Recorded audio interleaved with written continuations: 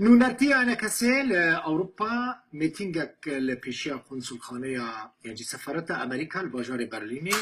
پایتخت آلمانیا لدار خست خو پیشانگدانه داد و میتینگه دا آلی گرین انا کسی دا خواه بردان همون گرتین سیاسی کرن کجا آلی آسایش ریببری خواه سربه حاطبو نگرتن خواستن هروها پیشمرگه نوجوای کردستان جی در باس بده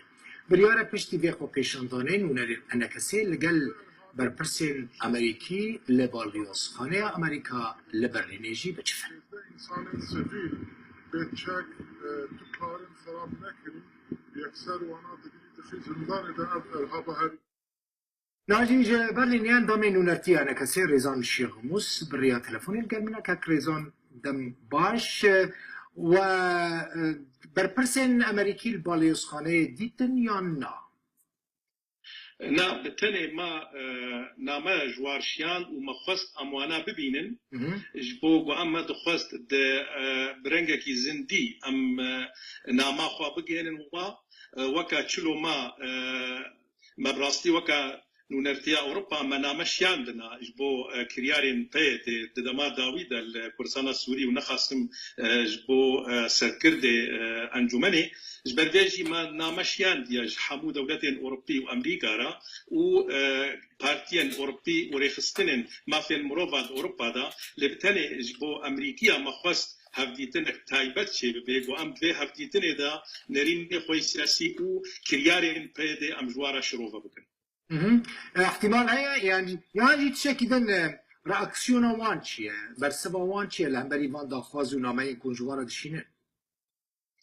ادبم بلكي ما قوهين ما اونا نديتنا بالتالي ما خستيا اموا ببينن از باوردكم يعني هين برسوا واجي جمرناهت يا از باوردكم دمك نيزيك دا او بخا جاري ولو درنگ دميني لي از بو باوريه دمك نيزيك دا افتيتن تشيبي ودمك نيزيك دا ام بكاربن ناما خوا بجينوا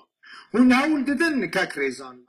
يعني بمليون كرد لاوروبا هنا ونحاول ددن كو مثلا ده فيديو دا دبينن كيم كسب شتارت بن تبي كل ويدري نا آسایش هيا نا ريبابريا خسر هيا نا پيده هيا نا يپگي هيا نا يپجي هيا يعني هند كارن ويدري سربستي خو پیشاندان و ميتينگ دار بخن لي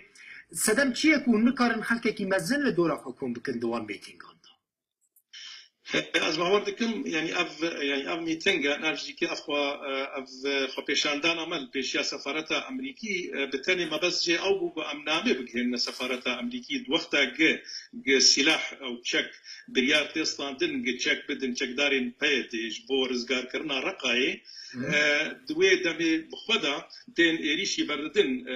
بيروين ما وكسين ما سركردين ما دقرن برنجكي هوفانا ام مخواست ام بينامي بكين امريكيه جبرفيجي كي جبر نقلك جرينجا جهجمارك مازن جي خلكي بجفيانا ما بس جي او ام كارب النامي بكين او جي وقتك جمرت في براستي اوروبا دا حتى ام كارب هجمارك مازن جي خلكي بجفينن وقتك قالك مازن جفير وكارجي تي خستن وروجاك ما خواست اويتش عليك يبكين روجاك عطلبو روجاك